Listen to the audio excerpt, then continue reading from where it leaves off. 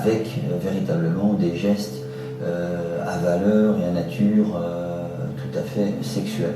On est même sur des faits dénoncés par ma cliente de début de cunnilingus totalement déplacé.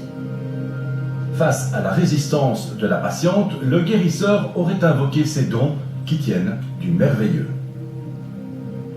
Le don qu'il a reçu des cieux ou de son héritage eh bien, peut impliquer éventuellement une relation sexuelle pour et dans le but d'aller mieux. On explique tout de suite effectivement que ces actes, s'ils peuvent avoir une connotation sexuelle, font partie de la thérapie. Après cette séance choc, la patiente va se réfugier dans la chambre d'hôtel qu'elle avait réservée. Traumatisée, elle va se confier à l'hôtelier.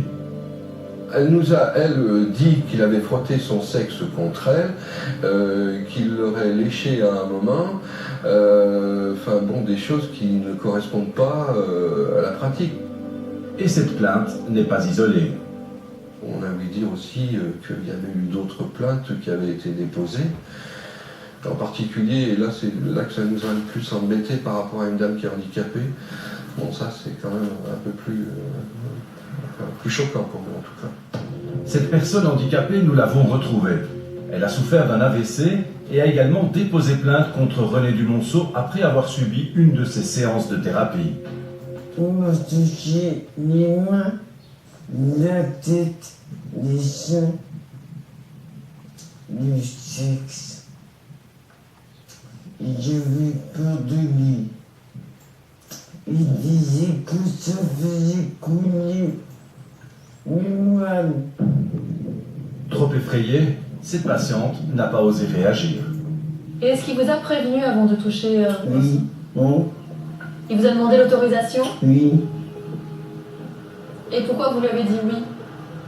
j'avais peur de lui. Et comment est-ce qu'il a touché votre sexe? Avec les doigts, Le témoin parle de pénétration digitale et de consommation d'alcool. après il buvait canette de billets. Il buvait de la bière pendant qu'il vous touchait? Non, il arrêtait. Mais il existe aussi des témoignages à décharge, comme celui de cet ancien collègue et patient de René Dumonceau. Pour lui, pas de doute, chacun était prévenu et savait à quoi s'attendre. Je suis persuadé que c'est une femme à retrouver. Je vais dire, voilà, je vais vous soigner par cette méthode-là. Elle sait ce qu'il attend, il ne va pas profiter à m'abuser. Et puis tout le monde le sait, sa méthode est décrite, il a un bloc, il fait des conférences, donc ce qu'il fait, on le sait. Mais qui est vraiment René Dumonceau? Un abuseur sexuel qui œuvre sous les habits de guérisseur ou un être original qui se sent investi d'une mission mystique et nanti de pouvoirs extraordinaires? J'ai découvert le don depuis que je suis tout petit. Parce que ma mère, régulièrement, faisait des trucs avec les mains, on était occupés. Ça, un peu, ce que tu sors des mains, elle m'a appris à me servir de mes mains. Donc moi, je mettais ma main comme ça sur elle, et elle sentait, oui, je sentais un chaleur. Elle ne me disait pas que c'était de l'énergie.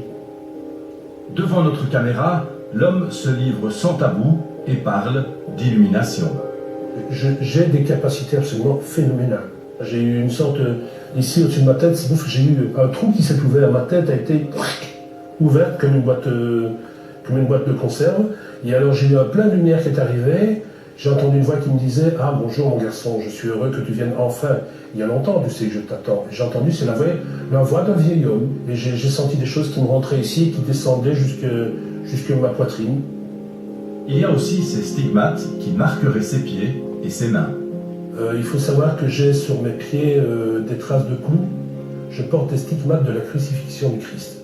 Quand je donne de l'énergie ici dans la main, j'ai une croix. J'ai quelque chose de particulier sur le front ici. Vous pouvez voir un personnage avec des ailes, vous pouvez voir des trucs. Et le guérisseur ne se